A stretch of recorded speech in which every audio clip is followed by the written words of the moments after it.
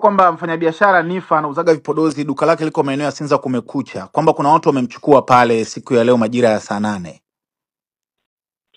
Polisi wamemkamata. Ndio. Wala sio watu, polisi. Sema polisi wamemkamata, mimi ndio nakwambia. Na ni kwa tuhuma zipi kamanda, au kwa ajili ya ishu gani kamanda? Anatuhumiwa kujihusisha na kuhamasisha watu kufanya fujo. Ndiyo. Siku ya kupiga kura, siku ya uchaguzi mkuu. Ndiyo. Anatuhumiwa na kuhamasisha watu kuchoma vituo vya mafuta. Anatuhumiwa kuhamasisha watu kuwashambulia maafisa wa polisi na vitendo vingine vya vurugu kwa njia ya mitandao na njia zingine mbalimbali ambazo tutatoa ushahidi wake mahakamani.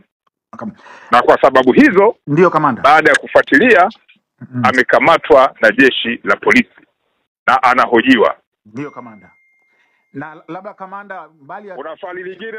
Mbali ya tuhuma hizo kamanda, kuna watu wengine ambao pia mnawashikilia kutokana na tuhuma hizo? Una swali lingine kuhusu Nifa ambaye ulikuwa unamuelezea? Hapana kamanda.